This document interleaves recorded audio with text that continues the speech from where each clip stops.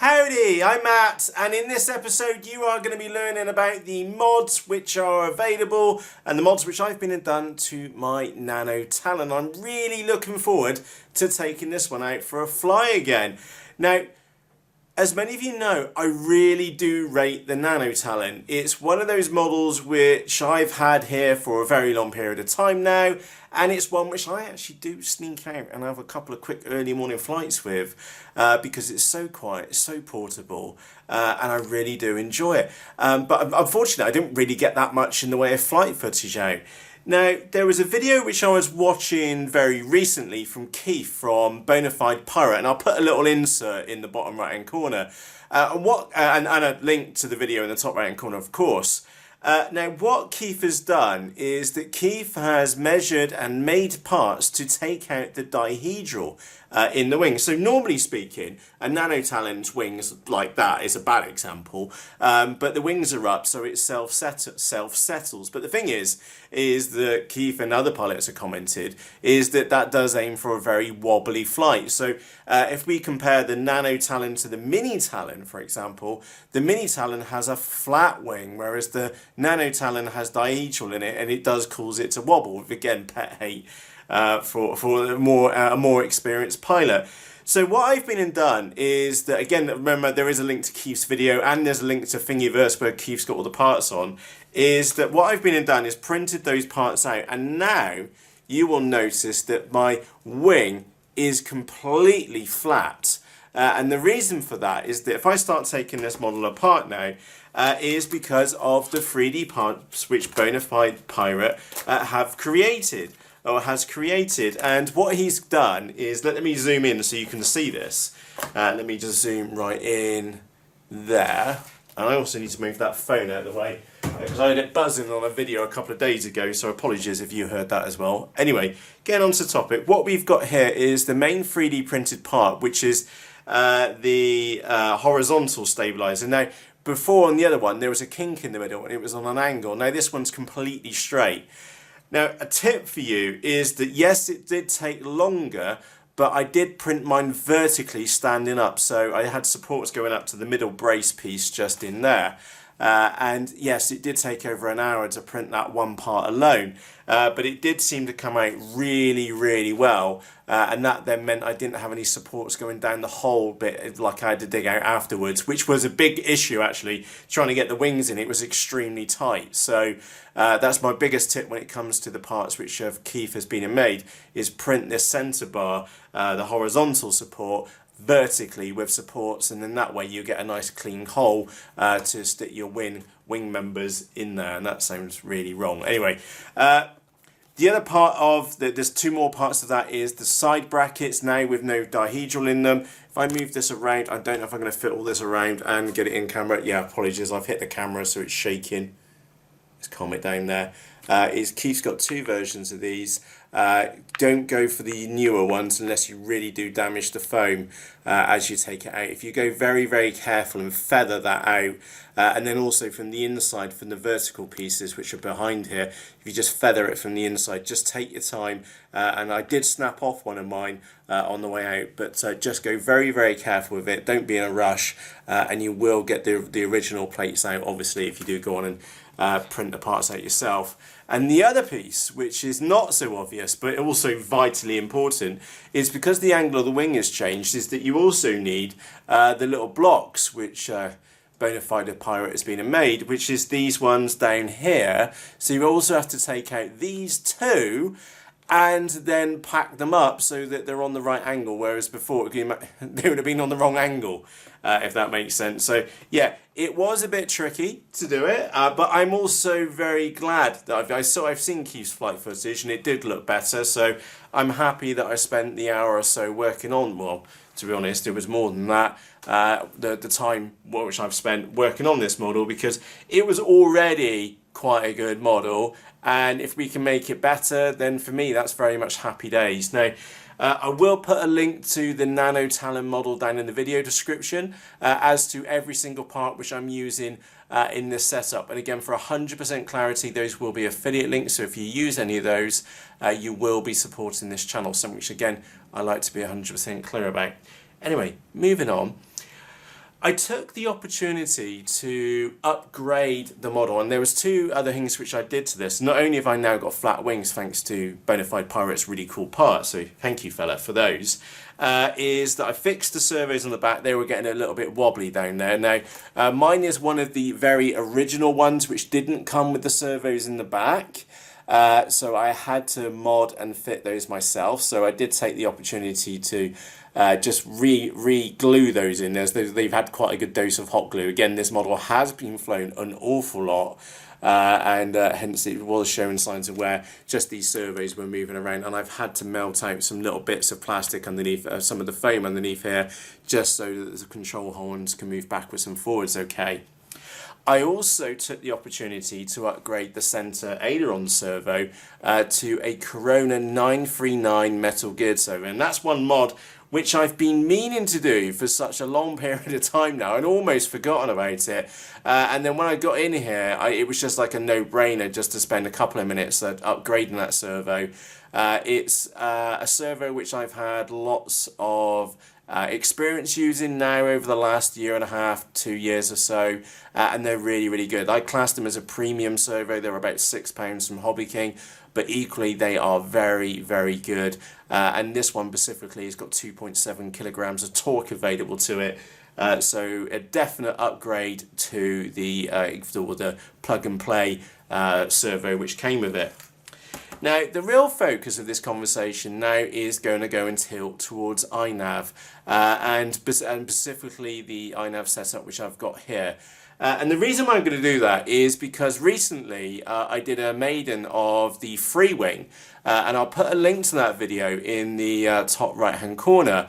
And it was an absolute brilliant maiden, and one thing which I picked up was that and again we've had a chat about this in the Facebook group, the Matek F7 board. Now we're not entirely sure, and I'm definitely not entirely sure whether it's a placebo effect, because I know it's an F7 board, I know it's running a faster clock cycle, I know it's got a better gyro in it and other parts like that, and I'm also running the very latest version of iNav 2.0.0, and then one of the RC releases, I forget, it's either 3 or 4.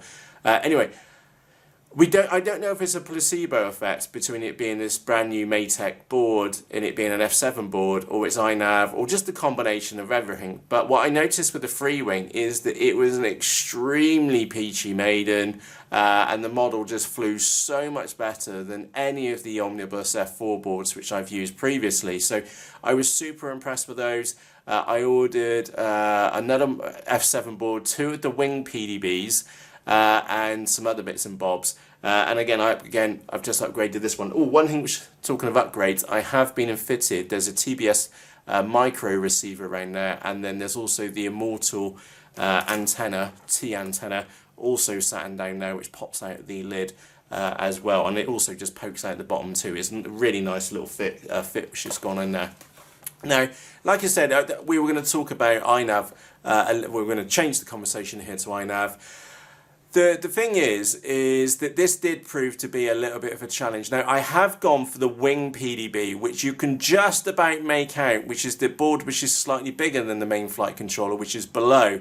I am very impressed with that, but as always, experience helps me get something so big into such a tight space.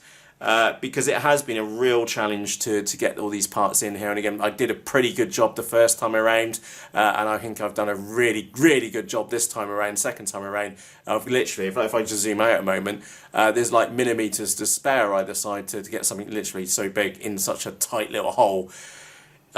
Only a man could do that. Anyway, let's get the innuendos out of the way now. Yeah, genuinely impressed with that. Has worked out really well. You'll notice there's a whole collection of wires on the top. That has been my only challenge. Unlike, I saw someone's photo in the Facebook group earlier, and they had their pin headers coming out this way, and it was going into the Reptile Harrier S1100, and they had loads of room in there, so they had the pin headers all splattered out, and that would have been so much nicer. But in here, I can't put it in that way. I've had to put it around at 90 degrees, or in fact, you'll notice the arrow is pointing to the left of the model, and that's actually 270 degrees round.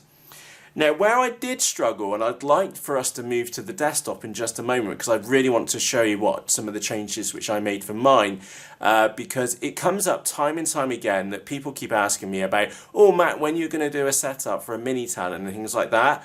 Well, the thing is that in the latest version of iNav is that they get you almost in the right place straight away.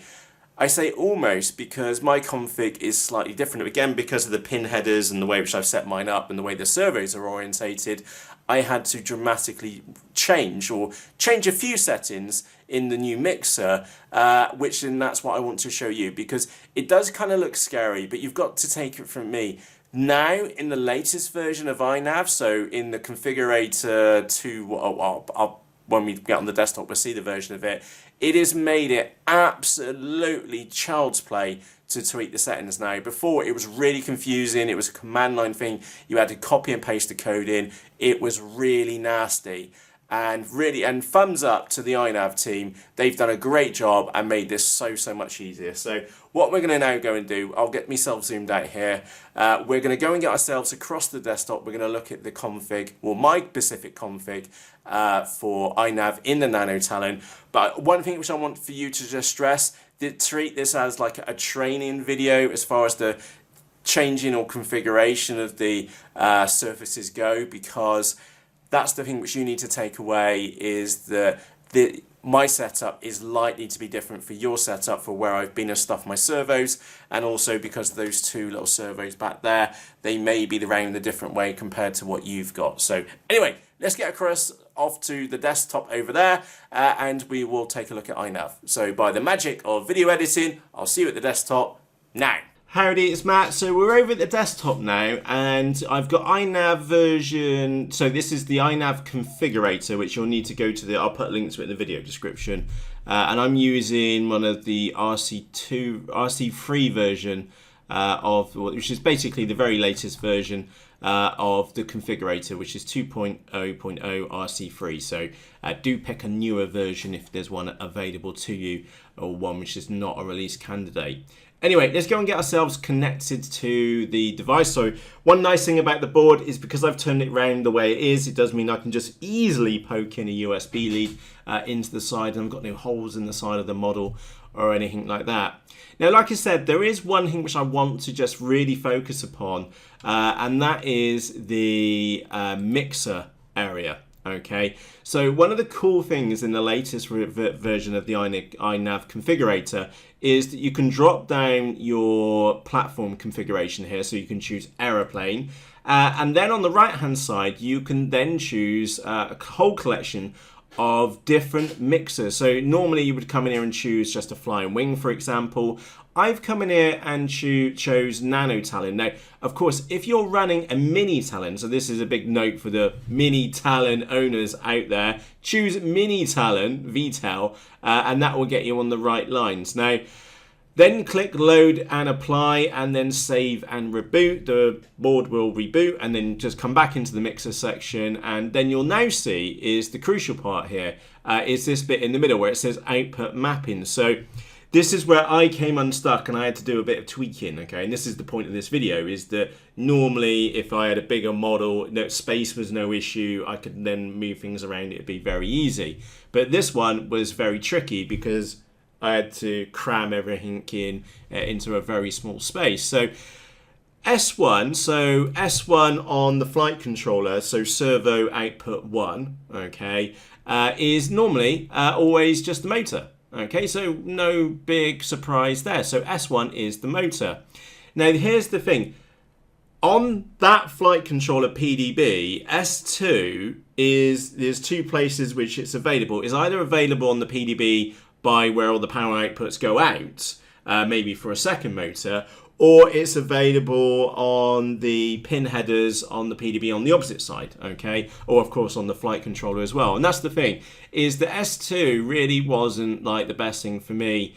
It was just really awkward. So we've got these outputs, S1, which is the motor, then we're supposed to use S2, S3, and S4 for servos 3, 4, and 5. Now there's the thing, this is where I kind of tweaked mine.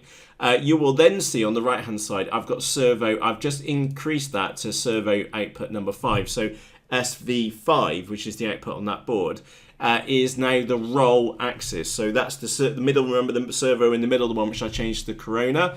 That's been changed to the roll. It was set at servo 2 and then -100. And the thing is that I know in the receiver tab, when I did the roll, the stick was moving in the right direction. If you don't know which way the right direction is, check the wiki, and I'll quickly go and grab that up on the screen, because it's really important that you do actually take the time, effort and energy to, I hate to say this, read the fucking manual, because if you do skip that, is that it just won't make sense, and this is where you would make a mistake, and I don't want you to have famous now. Okay, so come across the wiki, it's just a fixed wing guide, and I've scrolled down. The correct way is that throttle stick, so when you push away from you on the left stick, the value increases. The rudder stick, so when you move to the right, it increases. The pitch, so the elevator, so when you push away, so you push up on the stick, it increases. And then the ailerons, when you move the stick to the right, it increases in value. So you must get those right in the receivers tab, okay? Now, assuming you've got that, because the reason you need that right in the receiver, from your transmitter to your receiver, because if that's wrong, then none of your stabilized modes are going to work, in short. So if you want to find out more about that setup piece, I'll put a link to this whole series on iNav, because that still holds true today. Anyway, my servo output was moving the wrong way. And the reason why it was moving the wrong way is because when I chose the Nano Talon config, the weight was -100, and I needed the reverse of that. So I've just taken the minus sign out of that and then click save and reboot. And that made things so much easier for me. Okay, and again, this whole mixer page makes things so much easier for you. Just want to stress that. And then stabilized pitch and yaw, that is the mixing which goes in the elevator. So you've got basically 85% pitch, so that's the elevator going up and down, and then you've got 75% yaw. Now the thing is, for me and my setup, is that the rudder was moving in the wrong direction. So those two values must have been 75 before, and now I've been and changed them to -75, and then click save and reboot. So let me just quickly recap what we've just covered there, because this tab is just so helpful. You choose the right model, so we're going to choose aeroplane, choose the nearest model, so Nano Talon was the nearest model, and then I click load and apply, and then save and reboot. Just check on your servo outputs, outputs on there, and do keep in mind, back in your mind, I did have to change my servo outputs. That's the guide which it gives you, but motors will always stay put, but just be aware you can change the servo pin out on the board by just increasing or decreasing the number in here. And then this one, I've just got one output for the aileron, so it could have been a Y lead, for example, going out to the servos, and then you just check it with the sticks, because you know that the sticks are moving in the right direction, and if it was going in the wrong direction like what I had, you just invert the number there. So if it's 100, you change it, and it's going the wrong way, you change it to -100. And then pitch, so up and down, was working the right way round in the VTEL. However, the yaw, the rudder, was working the wrong way round. So every time I moved the yaw stick to the right, the model was actually trying to turn left, which is completely wrong. Okay, and then I just changed those numbers from 75 or +75 down to -75. And of course, once I've made some changes, I just click save and reboot in the bottom right hand corner. Now there's one other thing which I need to share with you, and that's the configuration tab. My board is pointing, so if we're looking in the front of the model out there now, or I'm looking at the model's looking at you head on, the board is actually turned 90 degrees to its left. Okay, now the thing is we're in iNav, that's actually 270 degrees clockwise the wrong way. Okay, so what I've been and done, I've changed the yaw in here to 270.0. Now there's a little funny thing in this version of iNav. You have to put in, or in iNav in general, you can't just type in 270. It doesn't like it. It just gets confused. You have to type in 270.0. Okay.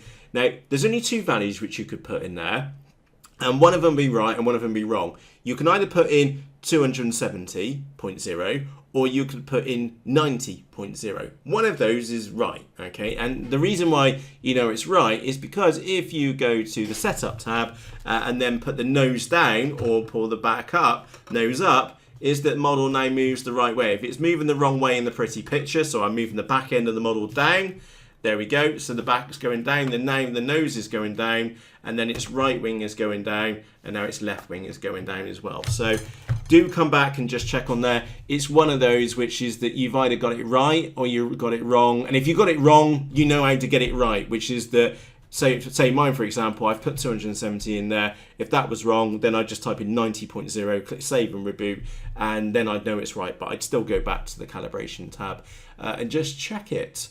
So there you go. That is my upgraded Nano Talon. I'm just going to get her unplugged a moment. And yeah, iNav, that mixer tab really is cool. You've got to give the guys thumbs up for that. But there you go. That is me and my little Nano Talon. I will have this model out very, very shortly for its maiden. Like I said, I have been known to take it out for the odd cheeky flight from every now and again. And that's definitely where I'm taking this one out tomorrow morning, in fact. So I will try and get some flight footage for it. I will pass back some feedback to you on what kind of difference the flat wings make. But there you go. That is my Nano Talon. Like I said, I'll put links to everything which I've been uncovered in this video down in the video description underneath this video on YouTube for you. If you have any questions or comments about the setup which we've been uncovered here and the mods which have now been made to my Nano Talon, again, keep in the back of your mind, this model was bought out of my own money for my own abuses. Yeah, so if you've got any questions, you are going to get some honest answers back. And on that note, it's time for me to go. I'd like to say a big thank you to you for taking the time to watch this episode. If you're new here, I'm Matt. Welcome aboard. If you've enjoyed this episode, do me a favour, hit the thumbs up. Any questions or comments, down in the doobly-doo. And like I said, if you are new here, don't forget to press the subscribe button. And if you'd like to be notified of the next episode, which could quite well be the maiden of the flat wing Nano Talon with the upgraded flight controller in there, that could be the next video out. So if you press the bell icon, YouTube will let you know when the next video is out. And on that note, from myself, Matt, cheerios!